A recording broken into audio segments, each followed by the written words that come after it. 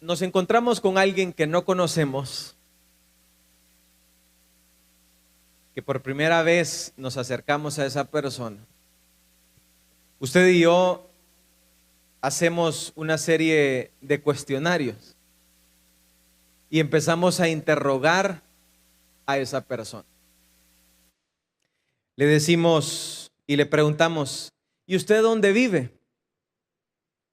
La persona nos contesta, yo vivo en tal X lugar. Ah, decimos nosotros.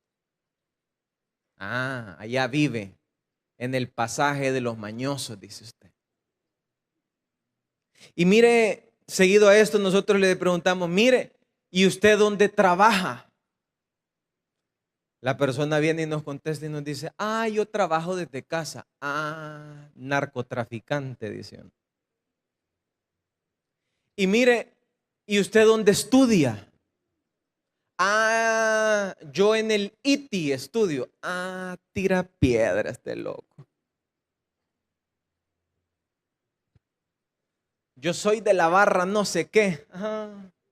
Se le nota, dice uno. Sí, es que por eso es que le miraba que la mano no la soltaba con una piedra atrás. Y mire, y usted, bien metido somos, vea. Mire, ¿y usted es casado o soltero? ¿Y qué te importa vos? ¿Vas a pagarle vos los gastos? No, pero somos metidos.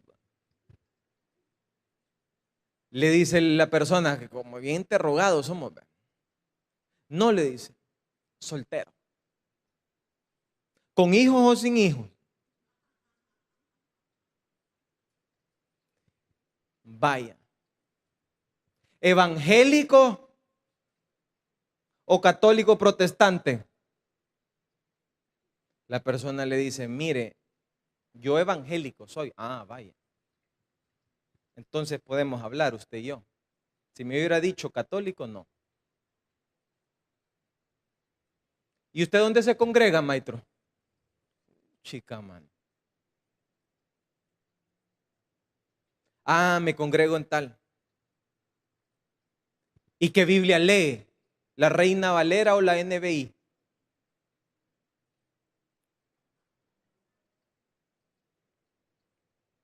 ¿Y la doctrina de su iglesia cuál es? ¿Se sientan juntas las mujeres con los hombres o no se sientan juntos? ¿Se sientan revueltos? ¿Es pecador usted?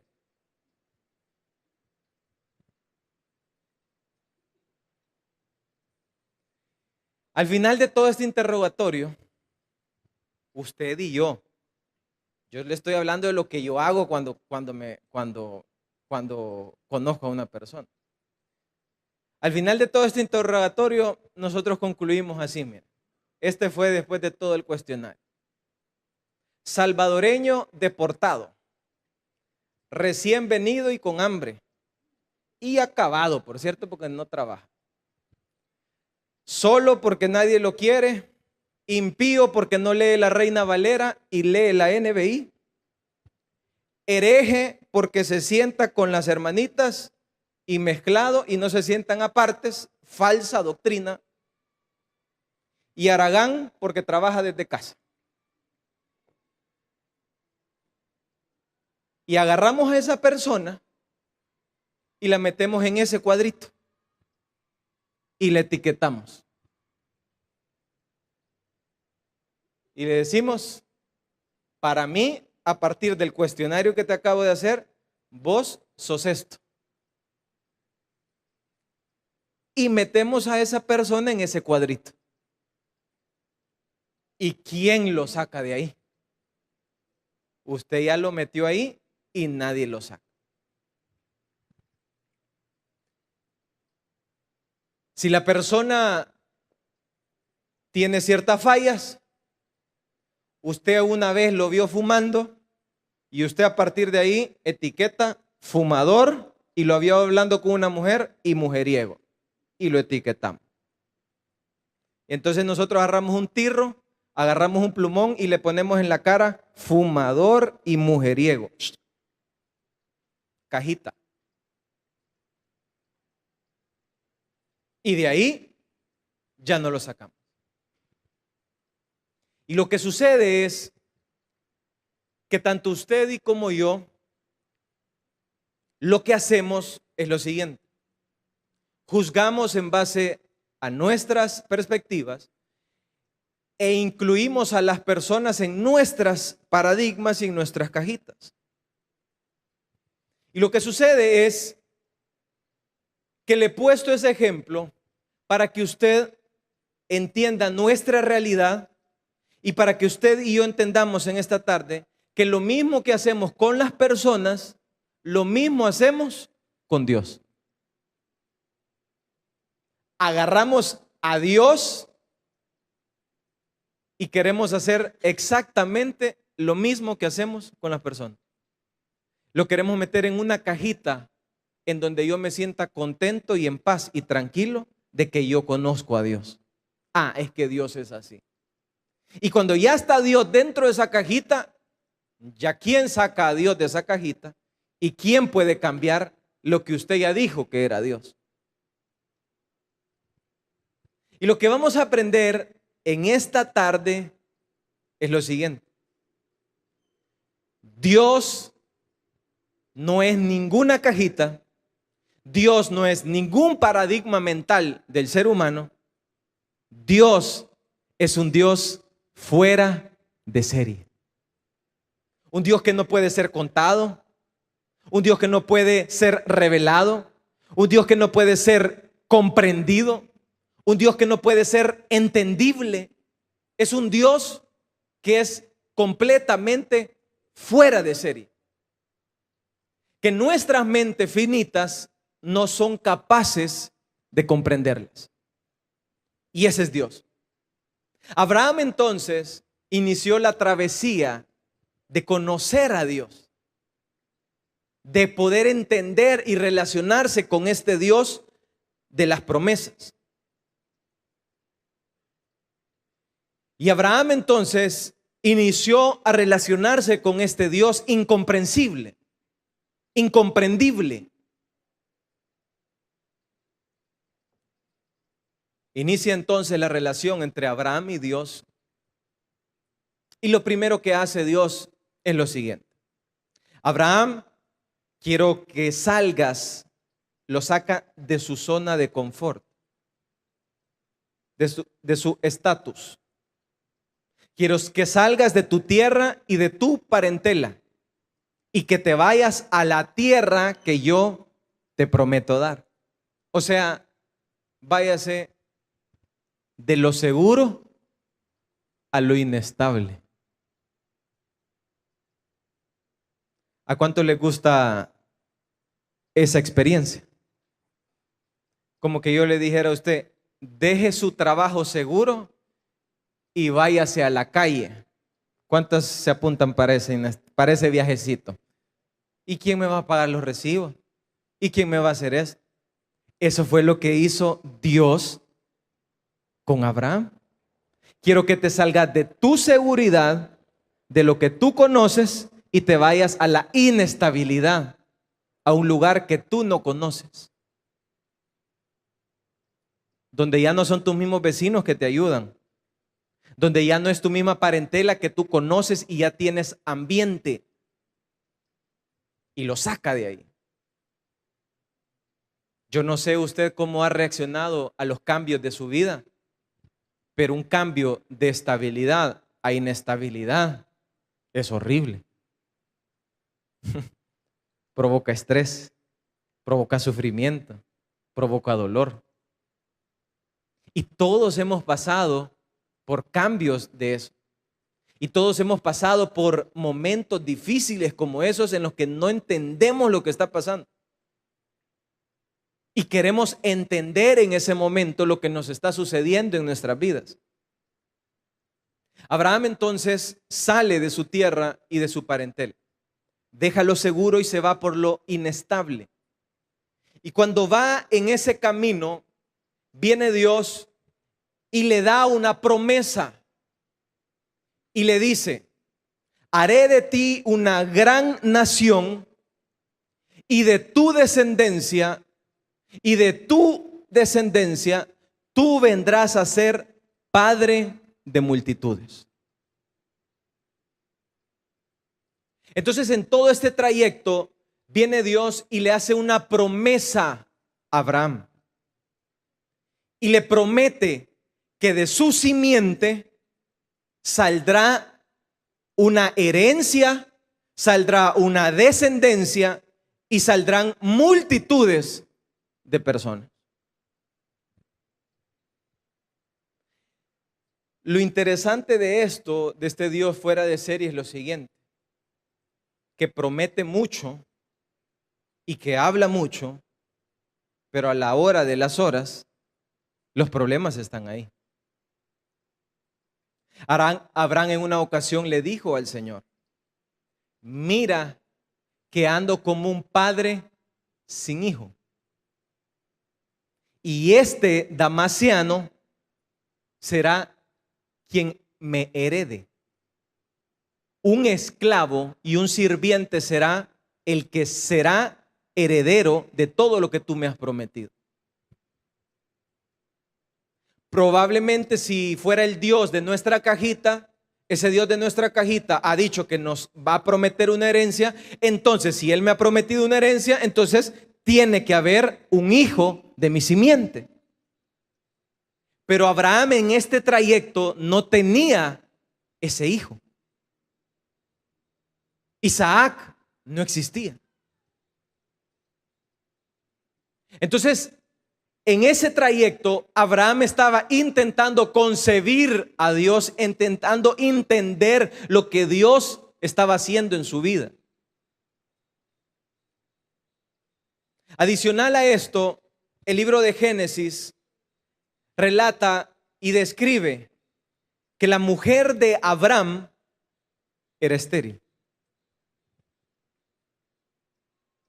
Es decir, Abraham tenía una promesa de una tierra, número uno, y Abraham tenía una promesa de una herencia, número dos. Y Abraham tenía una promesa de una descendencia, número tres. Tenía la promesa de una tierra y tenía la promesa de una descendencia. La promesa de la tierra era Canaán y la promesa de la descendencia era Isaac. ¿Cuántos me están poniendo atención? ¿Cuántos no se me han dormido por el calor? Entonces, ninguna de las dos tenía Abraham. Ninguna. Andaba, es más, sabe que Abraham no hacía casas de ladrillos como las que usted y yo hacemos, sino que él vivía en tiendas, así como esas tiendas de campaña. ¿Usted ha visto esas tiendas de campaña que usamos como para cuando vamos a las montañas a hacer camping? Así vivía Abraham, en lonas, y se movía de un lugar a otro, pero nunca tenía una tierra. Andaba como extranjero, como foráneo y como peregrino, dice la Biblia en Hebreos, en tierra de nómadas. Hablemos de Isaac. No tenía tierra ni también tenía Isaac. Dice la Biblia que Abraham ya tenía 100 años y a la fecha no aparecía el hijo de la promesa. Entonces, se aparece un ángel y le dice a Abraham: el próximo año, a esa altura, Sara concebirá un hijo. Y Abraham no entendía lo que le estaba sucediendo. Él solo entendía de que Dios le había hecho una promesa, pero él lo único que miraba era de que él ya era viejo, de que su esposa era vieja, ya estaba avanzada de edad y había pasado el tiempo de concebir hijos. Y por ende, entonces, ¿sabe cuál fue la reacción de Abraham según Génesis? Y Abraham se rió. ¿Y quién no se va a reír? ¿Y quién no va a decir, no, hombre, si cómo es que esta mujer se va a poner encinta? Si yo ya estoy viejo, yo ya ni Mickey, ni puedo, ni nada. Y entonces Abraham, tratando de entender a Dios, estaba fracasando en su intento. Entonces, aquí viene el cuadro impredecible de Dios. Y este cuadro aplica para nuestras vidas también. Abraham tiene una promesa, pero no tiene un hijo. 2, Abraham tiene una herencia, pero no tiene una tierra. Abraham tiene una promesa de una simiente, pero su esposa es estéril. Abraham tiene una promesa que será padre de multitudes, pero ya está viejo, avanzado de edad, con una mujer estéril. Entonces, un Dios bajo la cajita nuestra, esto es inconcebible. Esto es difícil de comprenderlo. Si Dios me ha prometido un hijo y no tengo el hijo. Si Dios me ha prometido una tierra y ando alquilando de prestado. Si Dios me ha prometido una descendencia y ni mi mujer es fértil. Eso es lo que vivió Abraham. Y muchos de nosotros en esta vida, en este trayecto corto, temporal que estamos viviendo, tendremos el mismo trayecto de Abraham, en donde salimos de un lugar y vamos hacia un destino. Salimos de la tierra de nuestra parentela y vamos a un lugar de moradas eternas. ¿Cuántos van a un lugar celestial en esta hora? Y nosotros estamos en ese trayecto, saliendo de Harán y yendo hacia Canaán, a nuestra tierra prometida. Pero en ese trayecto nosotros estamos relacionándonos, usted y yo nos estamos relacionando con un Dios que es fuera de serie. Con un Dios que está fuera de nuestros límites, de nuestros cuadritos, de nuestras formas de pensar. ¿Y qué es lo que sucede? En ese trayecto, usted y yo nos frustramos, nos molestamos, nos enojamos, nos airamos, tomamos decisiones bajo nuestras normas y reglas, como lo hizo Abraham con Agar. Y es normal. ¿Por qué? Porque somos seres humanos, débiles, con mentes así de pequeñas, queriendo entender a un Dios incomprensible. Entonces viene usted y venimos nosotros y dice la madre, es que Dios me ha prometido que mi casa será para Cristo. Y usted ve a su hijo fumando y tomando. Y Dios le ha prometido que sus hijos van a ser servidores. Y hasta la fecha usted nunca los ha visto con una corbata. Es más, agarran sus corbatas y se las botan. Y la madre se frustra. Y las personas dicen, ¿y a dónde está la promesa de parte de Dios? Si Dios me ha prometido una herencia, si Dios me ha prometido una descendencia, si Dios me ha prometido que mi casa y mi familia serán para Cristo. Dios me ha dicho que yo soy cabeza y soy cola. Y ando para arriba y para abajo alquilando. Y de cabeza no tengo nada, solo de cola.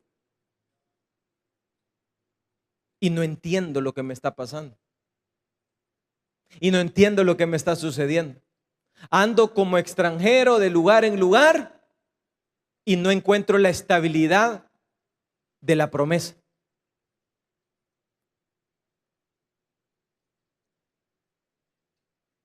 Dios promete sanidad para los enfermos y Dios promete que por sus llagas nosotros ya hemos sido curados.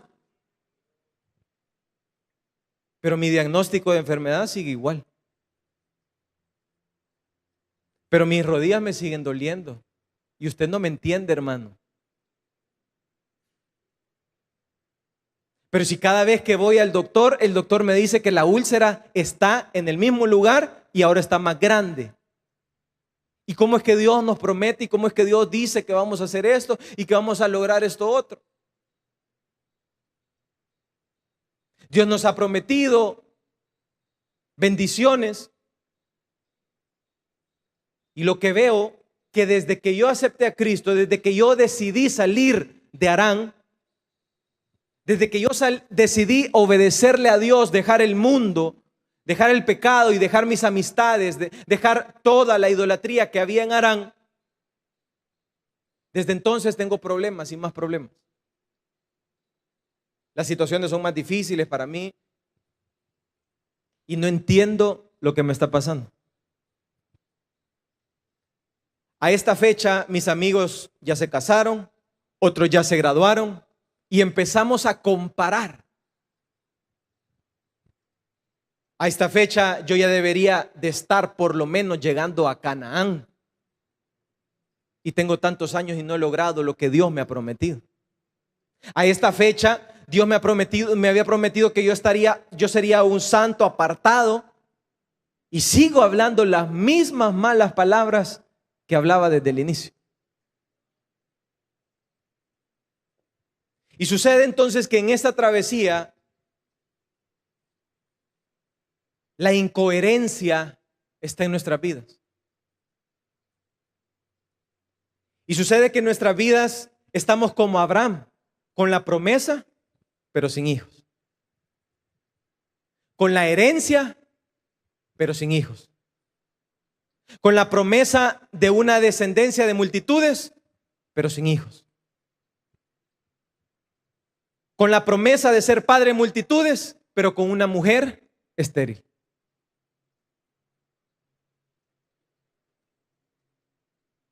Y lo que sucede es que en este trayecto, tanto usted y como yo, intentamos entender a Dios. Y ahí está el problema. Porque para usted Dios es un cuadrito pequeño donde usted dice, si Dios es bondadoso, si Dios es misericordioso, si Dios es benevolente. ¿Y por qué me sucede esto a mí?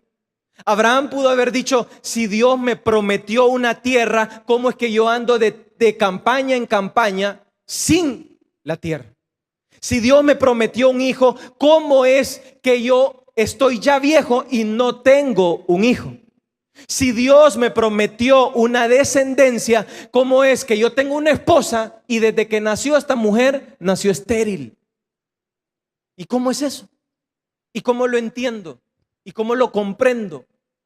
Y cuando intentamos entender a Dios es cuando usted y yo nos perdemos en el asunto. Porque usted ya hizo un paradigma de Dios, porque usted ya hizo una cajita de Dios, porque usted dijo, Dios es esto para mí, Dios es esto otro para mí. Pero quiero alertarte y quiero que esta tarde usted y yo aprendamos que lo mismo le pasó a Abraham, pero esta tarde Dios nos está hablando a nosotros y nos está diciendo, hey, yo te he prometido algo, yo te he prometido un hijo y no lo tienes, pero yo soy un Dios fuera de serie. Yo te he prometido una descendencia y yo te he prometido una tierra y no la tienes, pero es que yo soy un Dios fuera de serie. No me quieras meter en esa cajita, no me quieras decir cuándo vamos a hacer las cosas, no me quieras decir cómo hacer las cosas. Yo soy un Dios fuera de serie. Vamos a darle esa ofrenda de palmas a Dios en esta hora.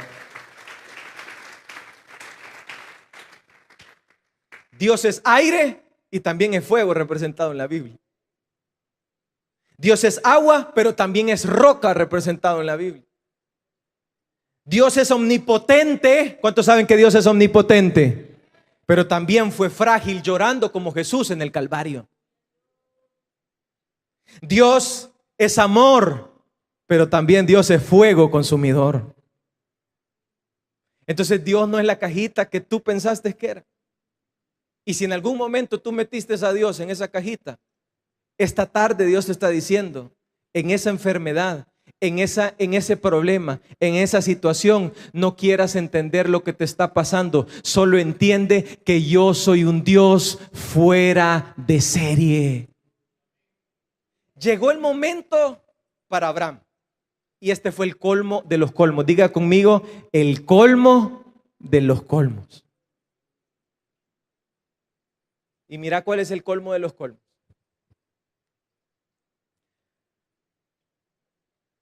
Cien años después aparece el hijo de la promesa, Isaac. Andaba Abraham con su niño y andaba Abraham feliz de andar con la promesa viviente.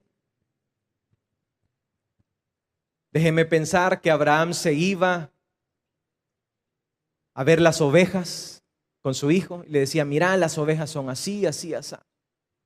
Déjeme pensar que Abraham se iba a jugar fútbol, a enseñarle el deporte que a él le gustaba, a Isaac.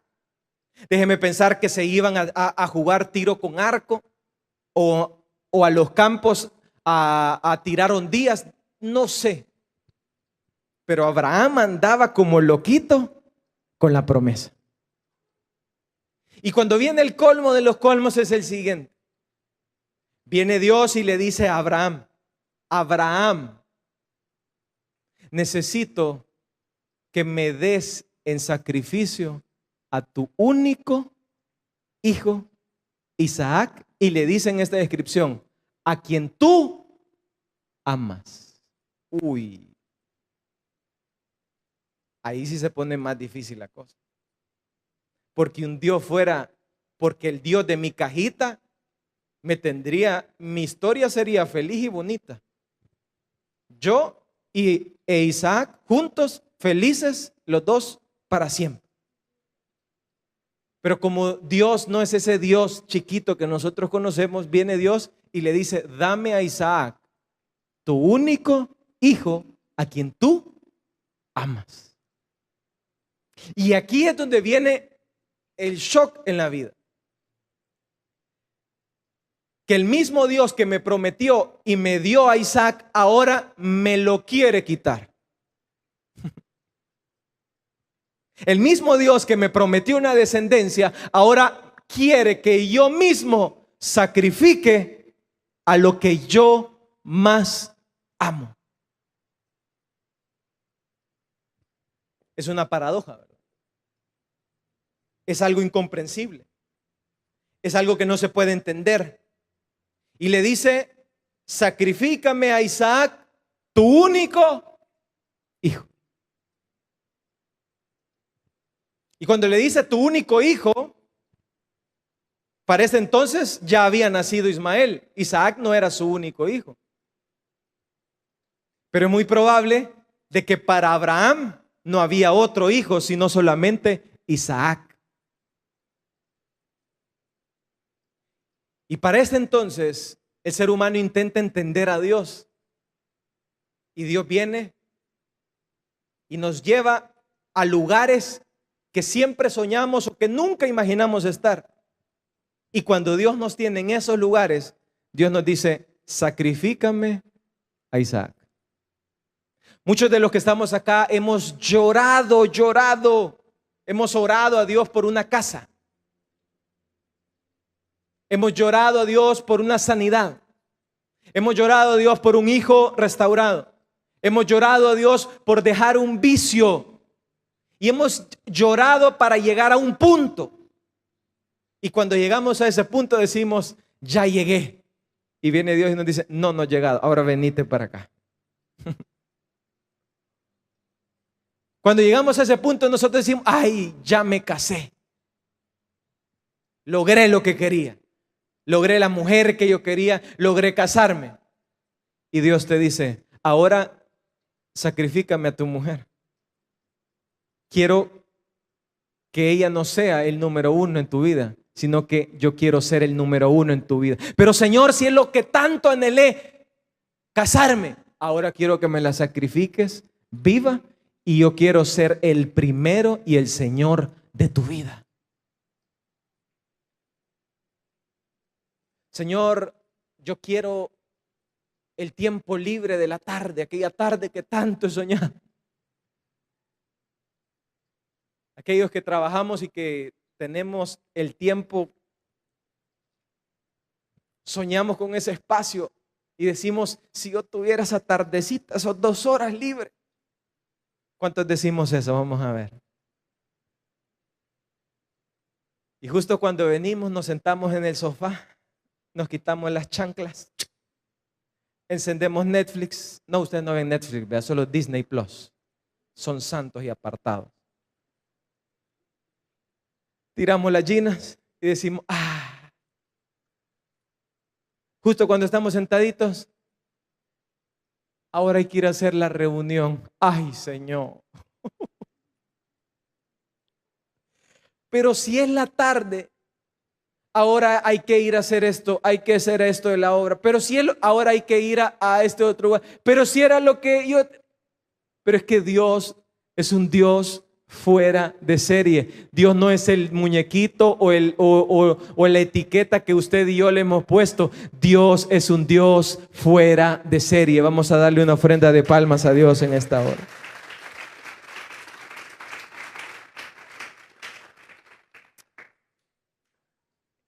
Es bien paradójico Dios. ¿Qué es una paradoja? Paradoja es algo que va contrario a la lógica. Dios es paradójico. La lógica nuestra era que Sara fuera fértil, pero Sara no era fértil.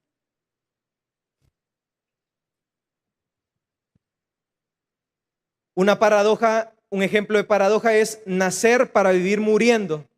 Eso es una paradoja. Nacer para vivir muriendo. Yo estaba buscando figuras retóricas y literarias para entender a Dios y encontré una figura que nunca había escuchado. Esta es una figura literaria que se llama oxímoron. Yo me quedé así como, ¿y eso qué es? Oxímoron, y lleva tilde en la I, oxímoron. ¿Y qué es esta figura literaria? Es una contradicción, es una frase contradictoria. Y es una combinación de palabras que es contradictoria. Por ejemplo, noche blanca. La noche no es blanca. ¿Cómo es la noche? Ese es un oxímoro. Por ejemplo, muerto viviente. La muerte es muerte. ¿Y cómo va a ser un muerto que esté viviendo? Ese es un oxímoro.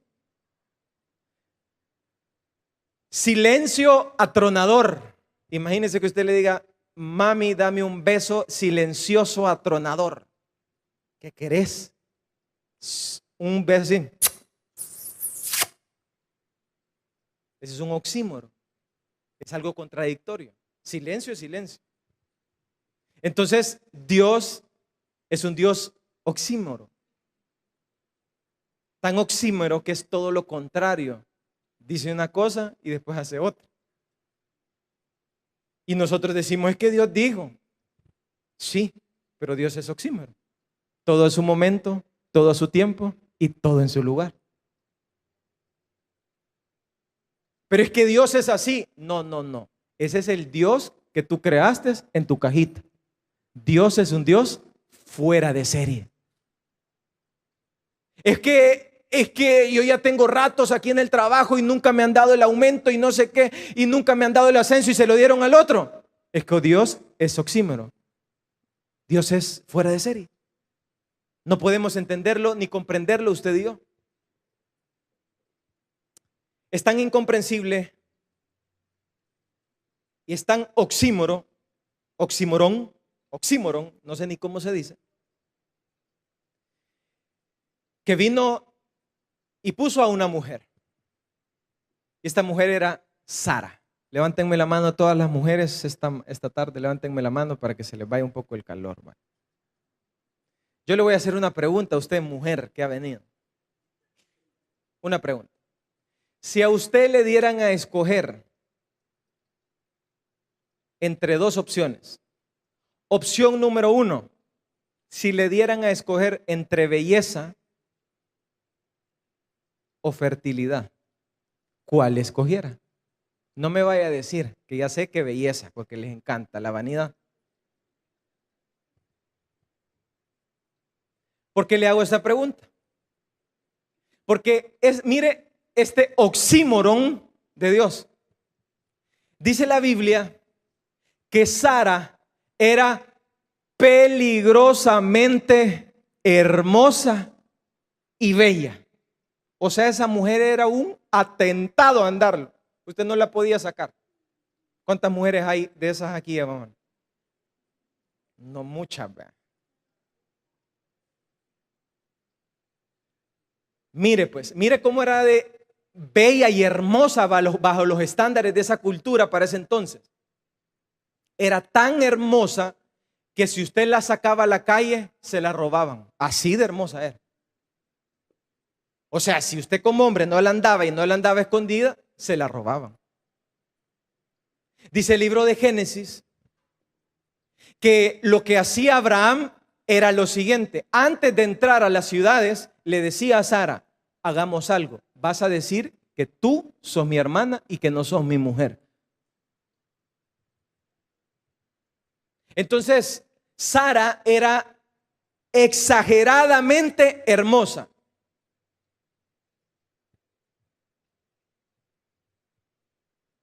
Es más, en 2 ocasiones se la robaron a Abraham.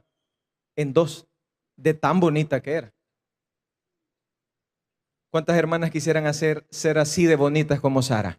Levántenme la mano los que quieran ser así de bonitas. Vaya, hay una sincera. O sea, de eso que usted entre y el pelo como que fuera una cola de caballo y todas las hermanas digan, ay, yo quiero el pelo de esa mujer. De eso que usted entre como mujer y diga, qué presencia la de esa mujer. Así de bella. Pero, si va a entrar así, de espectacular, que todos sepan que usted entró, pero hay una condición. Va a ser así de bella, pero va a ser estéril. ¿Con cuál se queda? ¿Con la opción 1 o con la opción 2? Entonces Sara era tan bella que el rey de Egipto cuando la vio, la deseó. Génesis 12:10. Y cuando llegó donde el rey de Gerar, que era Abimelech, en Génesis capítulo 20, también se la robó a Abraham. En 2 ocasiones se la robaron. Así de hermosa era. Entonces, el oxímoron de Dios es el siguiente. Sos hermosa, pero inútil a la vez. Sos linda, pero inútil. Así que para esas que escogieron la belleza, le puede decir lindas inútiles.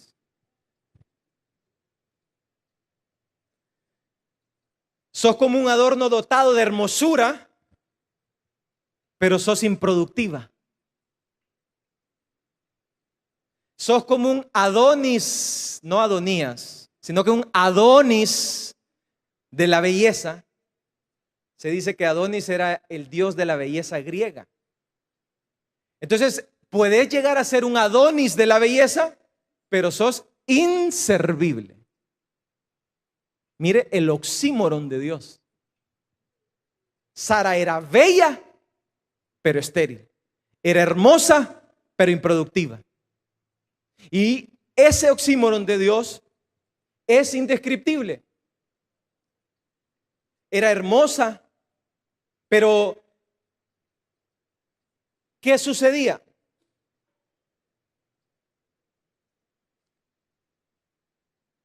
¿Y por qué sucede esto? Porque Dios es incomprensible. Porque a Dios no lo podemos meter en una cajita. Porque a Dios no podemos decir Dios es así, Dios es asá. Porque Dios hace y deshace cuando Él quiere. Porque Dios piensa y piensa como Él quiere. Porque también la palabra dice, porque tus pensamientos no son mis pensamientos. Entonces nosotros venimos y juzgamos y creamos a Dios a nuestra manera. Y Dios nos dice, no me hagan o no me dibujen bajo los cuadritos que usted juzgan a los seres humanos. Yo soy un Dios fuera de serie que, si me querés entender, hasta la fecha no ha habido nadie que me haya podido entender, porque yo soy un Dios todopoderoso, pero también soy un Dios frágil. Vamos a darle una ofrenda de palmas a ese Dios fuera de serie. Ahora, la pregunta es entonces, ¿qué hacemos? ¿Cuál sería la medicina para esto? Pues para los que están frustrados en la vida y están intentando entender qué hacer con su vida, la primer medicina sería, primero, saca a Dios de la cajita donde lo has metido. Ese sería lo primerito a hacer. Si dijiste y te quitado a Dios de una manera, sácalo de esa cajita. Porque Dios no es esa cajita y no es ese cuadro paradigmático que tú y yo hemos creado. Dios es eterno, Dios es alto y Dios también es bajo. Dios es ancho y Dios también es angosto. Entonces lo que tú y yo primero tenemos que hacer es salir de nuestros paradigmas de Dios y sacarlo de ese cuadrito pequeño en lo que lo hemos metido. En una ocasión, un gran sabio llegó a esta conclusión y él hizo un cuadrito pequeño de ladrillo.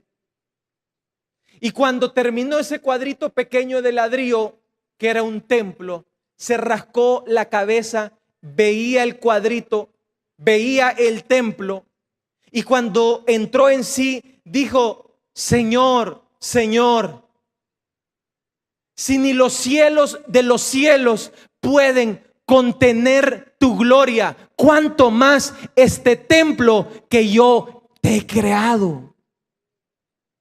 Primera de Reyes 8:27. Y entonces Salomón, cuando terminó el templo, entendió que a Dios no lo podemos meter en un templo, que a Dios no lo podemos meter en un cuadrito, que a Dios no lo podemos meter en una etiqueta, que Dios es un Dios soberano, que Dios es incomprensible, que el ser humano es finito y que Dios es eterno y que nosotros no podemos entender a Dios. Y dijo: ni los cielos de los cielos pueden contener tu gloria. Y lo que tú y yo tenemos que entender en esta hora es eso. A la misma conclusión que llegó el gran sabio Salomón. ¿Quién podrá contener a Dios? Y usted y yo intentando entenderlo. Y usted y yo intentando comprenderlo a Él. Número 2. Medicina número 2. Sáquelo de esa cajita, dijimos. Y número 2. No intente entenderlo. Hay un hermano cristiano evangélico que se llama Nicho Hinojosa, que dice en una canción para las mujeres de la siguiente manera, dice: no hay que comprenderlas, solamente amarlas. Aplique lo mismo con Dios. No intente comprender a Dios. ¿Cuántos hombres han venido esta tarde? Levántenme la mano los hombres. ¿Quiere dolores de cabeza? Intente entender a su esposa. Nunca la va a entender. Porque dice el gran proverbio de Nicho Hinojosa: porque ellas son ángeles del cielo, son ternura y pasión a la vez. O sea, esa mujer llora y después grita y después y uno dice: Señor, ¿y esto qué es? ¿Es un demonio? No, es una mujer. Pero es que son odio y amor a la vez. Sí. dice el hermano Nicho Hinojosa, son seda y terciopelo a la vez. ¿Sabe cuál es el terciopelo? La seda es suave y el terciopelo es esa tela llena de pelusas. O sea, ellas son seda y terciopelo a la vez. Y entonces nosotros de hombres venimos y queremos comprenderlas. Pero él termina diciendo, no hay que comprenderlas, pues son un dilema. Y se lo voy a cantar para que usted me aplauda a mí. Ese va a ser no es para Dios, ese va a ser para mí después que lo cante. Y dice, no hay que comprenderlas, solamente amarlas. Y dice, las cosas más bellas de esta creación son las flores y ellas. No hay que comprenderlas, pues son un dilema. A veces son dulces, cariñosas y tiernas. A veces tan solo palabras obscenas, llenas de reproches y llenas de arrebatos, pero así son ellas. Mañanas azules y tardes doradas, con sol y con lluvia, risas y lágrimas, llenas de contrastes, luceros fugaces y a veces estrellas. Y es que así son ellas, ángeles del cielo, ternura, pasión, odio y amor, seda y terciopelo. No hay que comprenderlas, solamente, vamos a decirlo todos, amarlas. Vamos a darle esa ofrenda de palma. Esas no son para Dios, esas me las va a dar a mí por cantante. ¿Qué hay que hacer con Dios? Solamente, solo ámelo. No lo entienda, no lo comprenda.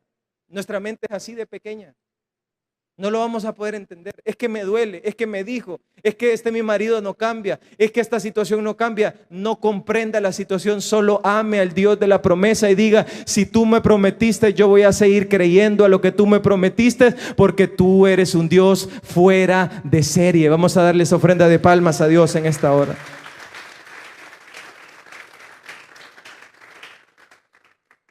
Yo quiero que tú abras tu Biblia en Hebreos capítulo 11, versículo 8. Hebreos capítulo 11, versículo 8.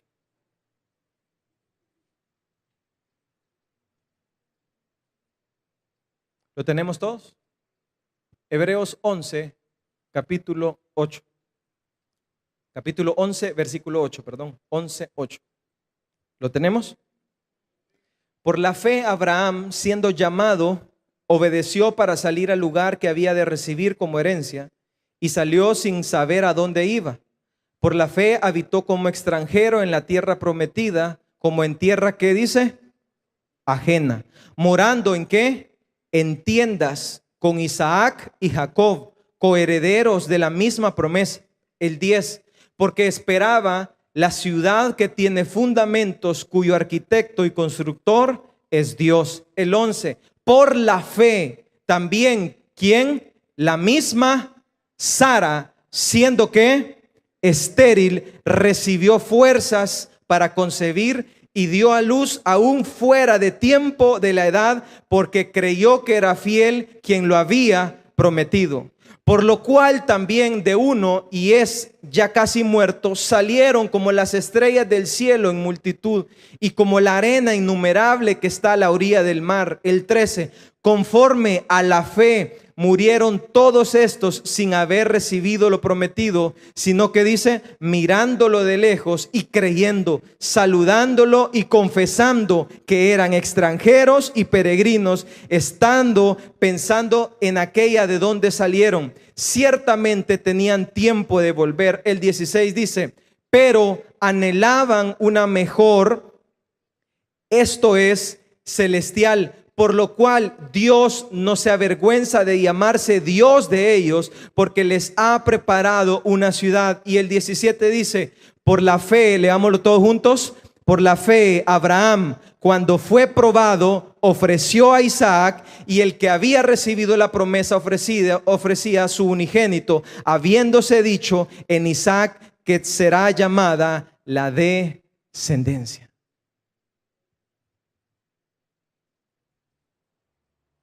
Y usted vio algo característico en toda esta descripción. Y lo que hace Hebreos es lo siguiente: toma una foto de los difuntos. Toma una foto de los que ya vivieron, que eran Abraham y Sara. Y el libro de Hebreos dice: por la fe ellos vivieron como extranjeros y peregrinos. Por la fe ellos andaban en tiendas de campañas, foráneos, moviéndose de un lugar a otro. Por la fe la misma Sara, aún siendo estéril, por la fe recibió fuerza para concebir aún estando vieja. ¿Y qué quiero decirte como punto número 3 de lo que usted y yo tenemos que hacer? Lo que le salvó a Abraham y lo que salvó a Sara no fue entender a Dios, sino que aferrarse por la fe, que el Dios que le había prometido una herencia era fiel y era justo para cumplírselas. Y lo que usted y yo tenemos que hacer es lo mismo. La vida es un camino que nadie puede descifrar. Nadie puede decir esto es así, esto es así. Y nadie puede decir será así o será así. Ni Dios mismo te asegura nada. Lo que sí te asegura Dios es lo siguiente: que al final el destino y tu morada está segura, y que la herencia está segura, y que todo el camino y todo el trayecto habrán altos, habrán bajos, habrán valles y habrá lo que sea.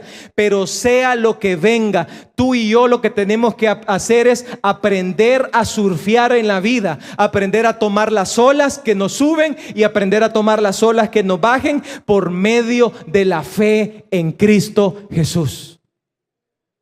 Entonces, lo que tú y yo tenemos que hacer es, por la fe, aprender a creer en Dios, y por la fe saber de que el Dios que nos ha prometido va a cumplirlo. Es que no veo la sanidad, es que no veo el resultado, es que no veo a Isaac, es que la mujer está estéril, es que mi negocio está estéril. Por la fe Abraham venció y Sara venció. Es que mire, es que no veo los cambios, es que pasan los años y seguimos en lo mismo. Es que pasan los años y la misma situación. Por la fe Abraham venció y Sara vencieron. Por la fe tú y yo hemos vencido, y por la fe tú y yo vamos a vencer. Y un día nuestra historia dirá de la siguiente manera: por la fe los hijos de Dios creyeron, y a pesar de las promesas y a pesar de las circunstancias, ellos llegaron a la tierra de Canaán, a la tierra que fluye leche y miel, la tierra que Dios nos ha prometido como hijos de Dios. Vamos a darles ofrenda de palmas a Dios en esta hora. Así Abraham creyó a Dios y le fue contado por justicia.